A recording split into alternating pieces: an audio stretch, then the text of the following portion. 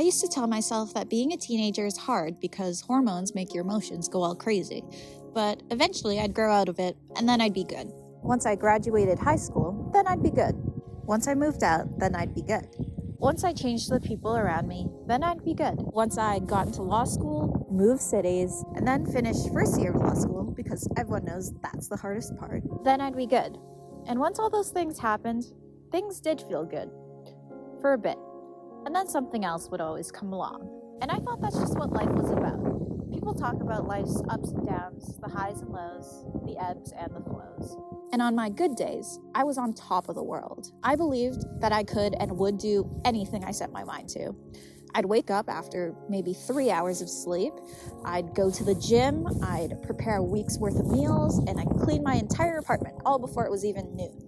I'd feel inspired to script, film, edit, and post a video, all in the span of maybe a day or two after an unbreakable 15-hour flow state of creativity.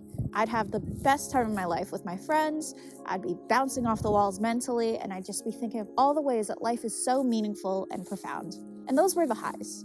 And I knew, with the highs came the lows. For me, the lows canceled out the highs. More than that, the lows made me feel like the highs were not actually all that high, and I was just in a state of denial and kidding myself when I told myself I was happy, and that actually my true state is one of a deep eternal sadness that could never be filled. Of course, part of me knew that those moments were happy to me, even though I was retroactively classifying them as fake.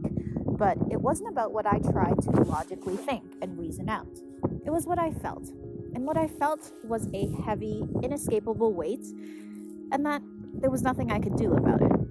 And everyone who said they loved and cared for me, though they might not necessarily have been lying, could not possibly understand and knowingly love who I actually was. This profound, inevitable pit of despair with some bouts of good times here and there. And then, for whatever reason, I'd mellow out. And by mellow out, I mean live in a constant state of anxiety, manifesting into overambition and leading to burnout, all while anticipating the next thing to come along. And so the cycle would continue. But here's the thing, always waiting for the next thing to happen, waiting for the one thing that's going to change everything, until another thing comes along, that just meant I was never going to be stable in the present. Being good was an idea reserved for the future, an if-then statement, always conditional on something else. And it got to a point where I passed all the checkpoints. I grew up, I graduated high school, I moved out, I changed the people and places around me, I went to therapy, I got the things I worked so hard for, I moved cities and changed nearly every part of my lifestyle, and I was still me, still feeling the way I'd always felt. And I had to come to terms with something I'd always known. The only constant in my life throughout all of these twists and turns was me. I wasted so many years being miserable because I assumed that was the only way to be. I don't want to do that anymore. So, a little over 2 years ago, I got on medication. And I'll cut to the chase, I'm feeling better these days. It wasn't a decision made lightly, and sharing this now isn't done haphazardly either. Both then and now, there's a stigma around taking medication for your mental health. Even though I've always known that mental illness is something that requires active care and wouldn't just go away on its own, the idea of taking medication for it made it too real and too scary. I also told myself that I was just being dramatic, and that's coming from a person who, like I said, wholeheartedly believed that she was a deep, eternal pit of profound and inevitable sadness.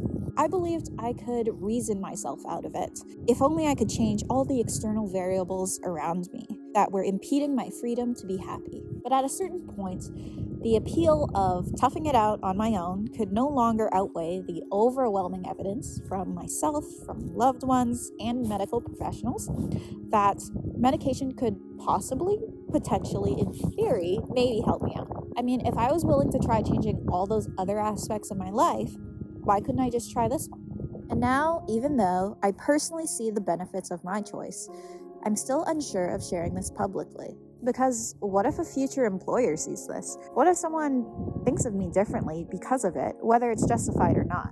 What if the stigma around it comes back to bite me, or potentially those around me? I could just as easily go about my life, enjoying what I have now, without putting my neck on the line. But that would mean feeding into the exact mindset that prevented me from considering medication in the first place. that would make it seem like I simply grew out of it, like I willed myself to get better, and like it was just all those other external factors in my life causing me stress. And once those got out of the way, then I was good.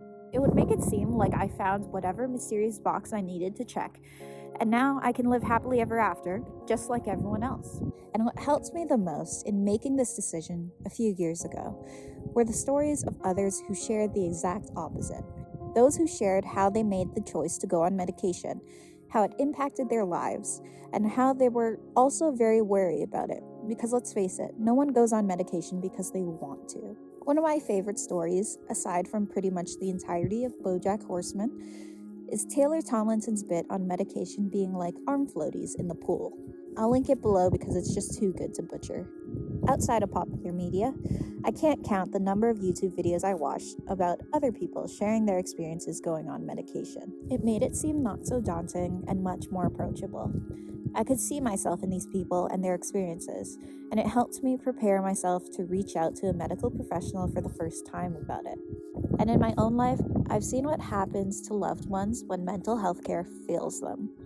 I've seen how it fuels resentment and skepticism around the possibility of ever getting better, and how this creates its own cycle of hesitancy and disappointment around receiving care, leading them to tough it out on their own again. So just as I actively chose to change the parts of my life that didn't serve me, I also chose to go on medication. Rather than putting the control of my life into external situational factors, I took back control of myself. The stigma around medication often revolves around drug dependency and the idea that you lose control of yourself and rely on an external mechanism to make you happy. But I'd argue it's quite the opposite. I did not have control over myself or my emotions before, and medication has made it easier to take that control back. I could not make myself rest if I was in a manic state, nor could I convince myself that negative emotions would pass, no matter how much I knew it to be true. If something went wrong, I could not take back control of the day, and I'd have to wait for the next one. And if my anxious thoughts ran wild, it felt impossible for me to ignore. A few years ago, I shared a video about life post-grad, and I've been getting a lot of comments and messages asking me how things are going now. And in short, things are better. But it's not that the medication was the last box I had to check in order to be happy. Yes, medication made it a lot easier for me to make decisions and feel okay in my day-to-day life, but it's these small decisions that I was able to make, not the medication, that had the exponential impact on my life today. It's little changes that added up to huge milestones. Changes that improve my sleep, my anxiety, my sociability, and my baseline state of being. There are, of course, changes that could be perceived as downsides too. As an emotional stabilizer, the lows thankfully don't feel as low, but the highs also aren't as high either. I, like many, was concerned that I would lose my spark and become some kind of unfeeling zombie on medication. In my experience, based on what doctors and I have found to work for me, that hasn't been the case. And I will happily sacrifice my unsustainable high-energy episodes if it means that I don't need to have recurring mental and emotional breakdowns. But as a creative, I've also been afraid of losing my passion and drive for creating art and storytelling. I think many artists fear losing their creativity and sense of self outside of their trauma, but I refuse to believe the idea that you must suffer or sacrifice yourself emotionally for the sake of good art, or that making good art is worth it at any and all costs. I do tend to journal less, create less, make and post videos less now. My creative drive used to be fueled by waves of emotions taking over me, and now that that's not happening, I have less of those sporadic, unbreakable flow states. But that doesn't mean I've lost that part of me. I just have to build the skill to channel it in a different way, rather than letting my emotions take the wheel. With more emotional stability, I can tune into my sense of creative expression without having to wait for it to come to me or have it take over uncontrollably. So anyways, that's where I am, and that's what I'm trying to do now. I hope that this goes without saying, but I'm obviously not a doctor nor a mental health professional, and my experience is not universal. So if you're struggling, please find someone who's trained to help you. If you're also at that point where you've had your own journey and you're beginning to realize that the only common denominator in your suffering is you, please do not shy away from that incredibly terrifying thought. It puts the control back in your hands. And once you accept that, then you'll be good. It takes a long time to realize how truly miserable you are, and even longer to see that it doesn't have to be that way.